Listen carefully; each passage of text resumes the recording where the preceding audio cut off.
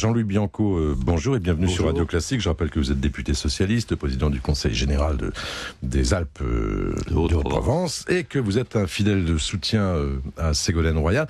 Je vais vous poser une question pas très politique pour démarrer. Est-ce que vous êtes amer, déçu, fatigué de cette guéguerre qui dure quand même depuis un certain temps autour de l'appareil de la tête du Parti socialiste? Je suis content que ce soit terminé, parce que je pense qu'on a perdu 18 mois avec un calendrier stupide. Nous l'avions dit dès le début, il fallait se mettre en ordre de marche tout de suite après l'élection présidentielle.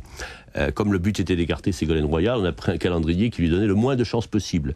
Et malgré tout, il est arrivé à peu près à représenter 50% des militants.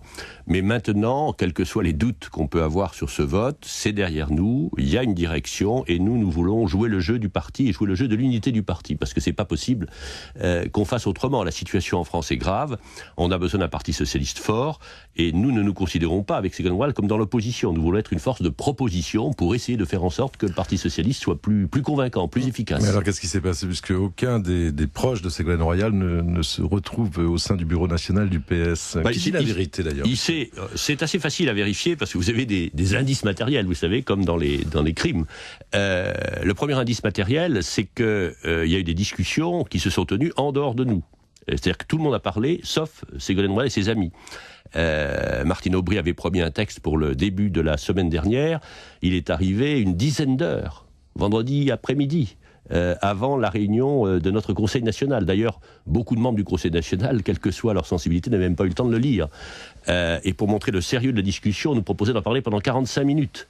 La direction était déjà faite en réalité. Et nous avons fait des propositions en disant que les places, c'était pas pour nous important. Ce que nous voulions, c'est un vrai accord sur la rénovation du parti, qu'on n'allait pas continuer le jeu des petits apparatchiks.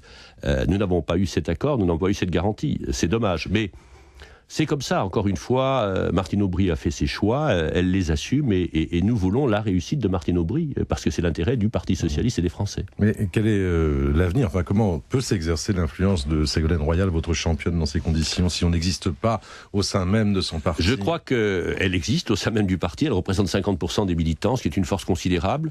Nous avons la capacité, à l'intérieur du Parti socialiste, de faire des propositions, d'être en avance sur l'élection européenne qui se profile, par exemple. Nous demandons que les partis socialistes européens se mettent d'accord sur le nom d'un ou d'une socialiste pour être notre candidat ou notre candidate à la Commission européenne. Donc nous ferons des propositions. Et puis vous savez, Ségolène Royal a toujours cette relation exceptionnelle avec les militants, avec les citoyens, qui fait que les gens croient en elle et croient en son avenir. Et donc quand elle dit quelque chose, elle est entendue.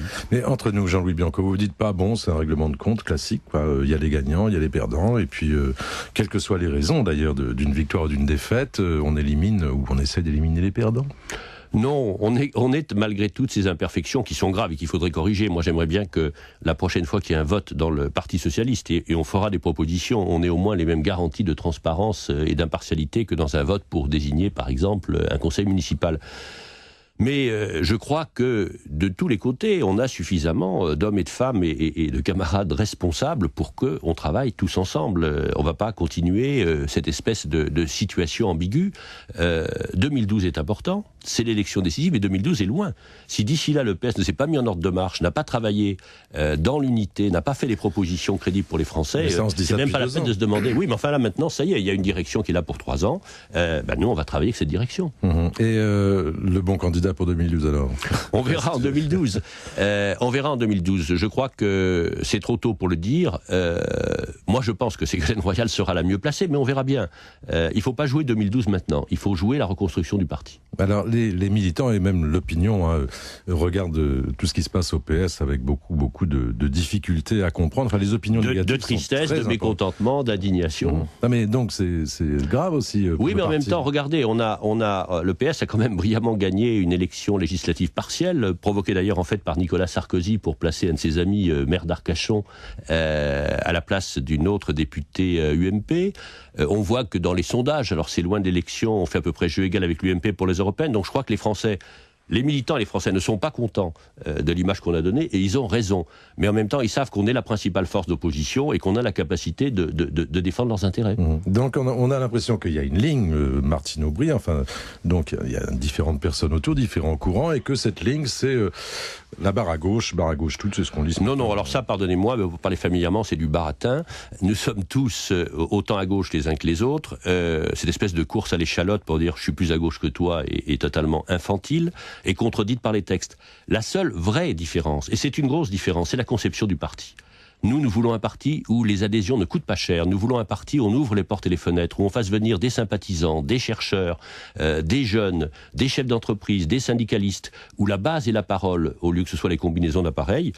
Martine Aubry dit qu'elle veut faire ça, eh bien on la jugera sur ses actes. Ça pose quelques difficultés, enfin un peu triviales, mais financières aussi, pour le camp royaliste, quand on n'est pas au sein du Bureau national. Vous savez, on travaille, nous, avec des experts, avec des économistes, des chercheurs, des sociologues, des spécialistes des questions internationales, qui font ça parce qu'ils nous aiment bien, parce qu'ils ont confiance au Ségolène Royal et qui n'ont pas besoin d'un centime d'euro pour faire cela. Nous travaillons avec de la bonne volonté militante. Est-ce que vous vous dites,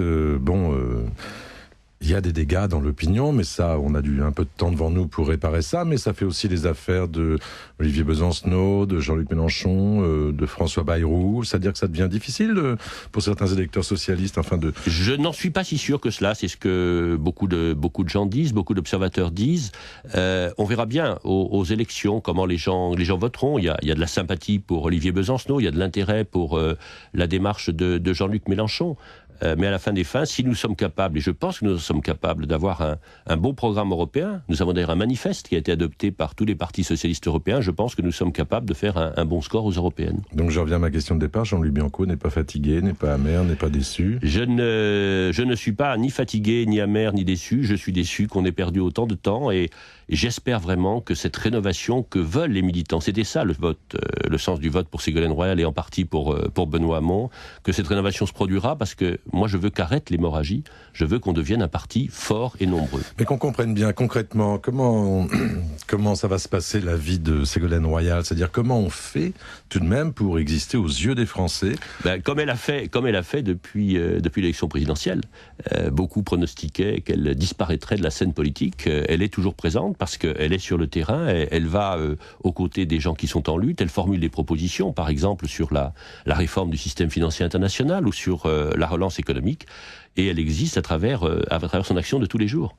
On change de sujet pour prendre un petit peu d'air, si vous le permettez. Je crois que vous revenez d'Iran, vous rentrez d'Iran, en mission... Pour la Commission des Affaires étrangères de l'Assemblée nationale. Alors, quelle est la bonne ligne en ce qui concerne l'Iran? La ligne nouvelle, qu'on ne connaît pas encore tout à fait, celle d'Obama, à savoir on discute avec tout le monde et on regarde, ou bien celle de regarder l'Iran toujours comme Satan? Alors, d'abord, l'Iran est un pays complexe qui a une très grande histoire. Il y a beaucoup de gens éduqués, il y a beaucoup de gens qui regardent vers l'Occident, il y a beaucoup de gens qui veulent se développer. Et je crois que le régime islamiste est plus toléré qu'il n'est soutenu. Il faut prendre ça en compte. En même temps, nous n'avons malheureusement pas de doute sur le fait que l'Iran, quoi qu'il raconte, poursuit un programme à finalité militaire.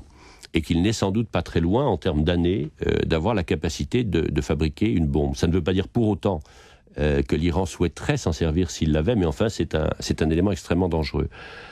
Face à cela, notre sentiment avec les collègues qui m'ont accompagné, est que l'élection d'Obama offre une chance de discuter, comme Obama l'avait dit au début de sa campagne. Après, il a un peu durci parce qu'il était attaqué par McCain, sans conditions préalables. Ça ne veut pas dire qu'on soit naïf ou qu'on se fasse des illusions, mais je crois qu'il y a pas mal de gens en Iran, beaucoup dans la population, un certain nombre parmi les dirigeants, qui voudraient que leur pays se développe. La situation est mauvaise, l'économie va mal, il y a beaucoup de pauvreté, il y a beaucoup d'inflation. Pour la première fois, le bazar, c'est-à-dire les commerçants se sont mis en grève. Donc pour satisfaire ce besoin de développement économique, de respirer, je pense qu'une négociation globale est possible, en précisant le rôle que l'Iran, qui est une grande puissance, pourrait jouer positivement en Irak, en Afghanistan, et ensuite seulement parler de la question nucléaire en leur proposant à nouveau un retraitement, puisqu'ils disent que c'est à des fins civiles, sous contrôle international, mais qui peut se faire dans un des pays du Golfe qui l'ont proposé, ou même en Russie. Est-ce que ça fait du bien, Jean-Louis Bianco, d'aller faire un tour, même dans une région aussi complexe, aussi compliquée que l'Iran ? Ça fait du bien, vous savez, de changer de point de vue, de changer d'horizon. Ça me fait du bien, moi, quand je regagne mon département des Alpes de Haute-Provence et que je constate que malgré la crise, on va investir plus que jamais un budget considérable pour essayer de soutenir l'activité, qu'on ne va pas augmenter le prix des cantines scolaires pour soutenir le pouvoir d'achat et que, en même temps, on n'augmentera pas les impôts. Ça me fait du bien aussi de travailler sur mon terrain et de rencontrer des hommes et des femmes qui me font confiance et qui me soutiennent. Alors allez travailler, Jean-Louis Bianco, et bonne journée. Je vous remercie. Merci.